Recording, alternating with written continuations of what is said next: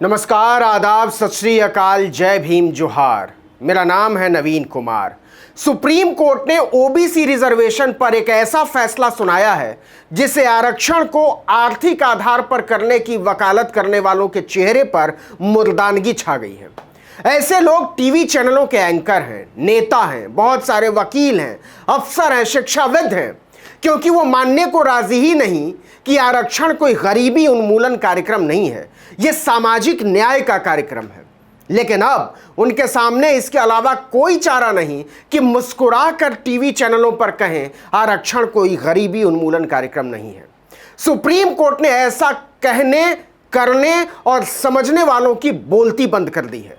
आरक्षण के नाम पर पिछड़ों के बीच दीवार खड़ी करने वालों को काट मार गया है। सीधी सीधी खबर यह है कि सुप्रीम कोर्ट ने आरक्षण का लाभ देने में आर्थिक आधार को मानक मानने से इनकार कर दिया है। कोर्ट ने सीधे सीधे कहा है कि सालाना कमाई को ओबीसी क्रीमी लेयर का आधार नहीं माना जा सकता। यह गलत है और गैर कानूनी भी।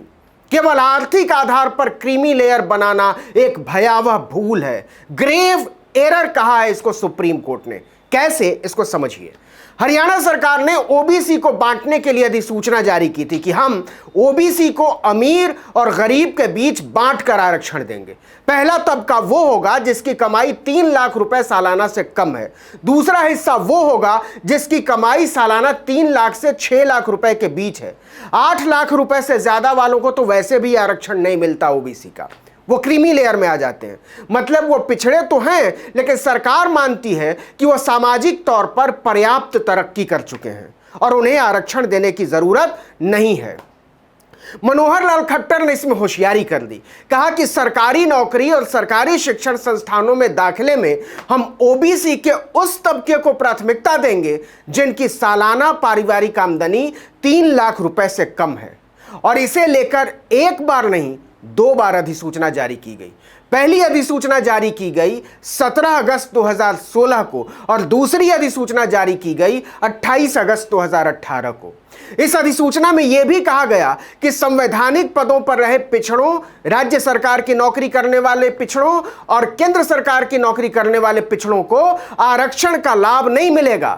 इसके अलावा सामाजिक विकास को भी आरक्षण न देने का आधार बनाया गया।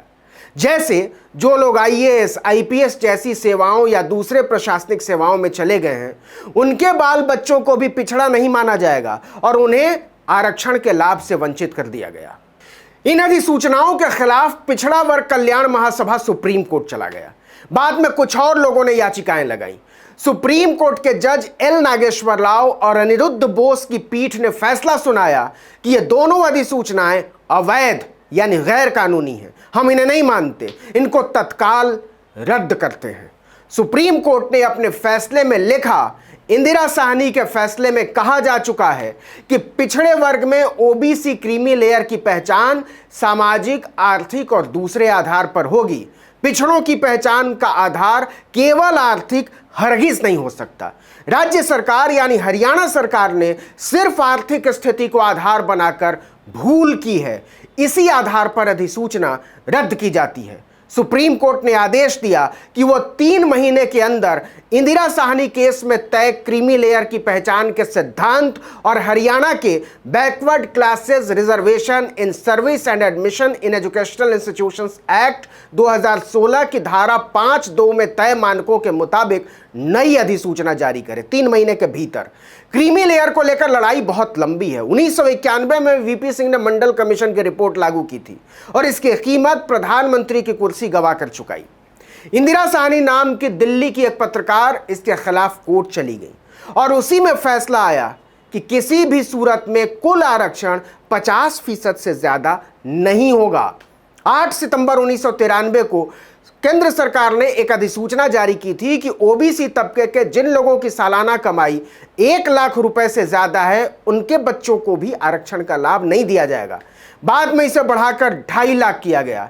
इसके बाद इसको 4.5 लाख किया गया और इसके बाद सालाना आमदनी को 6 लाख किया गया। लेकिन लोकसभा चुनाव से ऐन पहले 8 जनवरी 2019 को एक संविधान संशोधन विधेयक के जरिए गरीब सवर्णों के लिए 10% आरक्षण की व्यवस्था मोदी सरकार ने कर दी। इसके लिए कमाई की सीमा तय की गई 8 लाख रुपए। लेकिन 8 लाख रुपए की यह सीमा तय करने से पहले ही सरकार ने पिछड़े वर्ग की ओर से उठने वाले सवालों का जवाब तय कर लिया, क्योंकि उनकी सीमा 6 ही लाख थी। तो 8 जून 2018 को कार्मिक मंत्रालय ने एक नई अधिसूचना जारी करके क्रीमी लेयर की सीमा को भी 6 लाख से बढ़ाकर 8 लाख कर दिया था। लेकिन सुप्रीम कोर्ट के फैसले ने क्रीमी लेयर तय करने में केवल आर्थिक पैमाने को गैर कानूनी बताकर एक नई बहस छेड़ दी है। आने वाले दिनों में इसे लेकर नए सिरे से याचिकाओं और प्रदर्शनों का सिलसिला शुरू होने वाला है।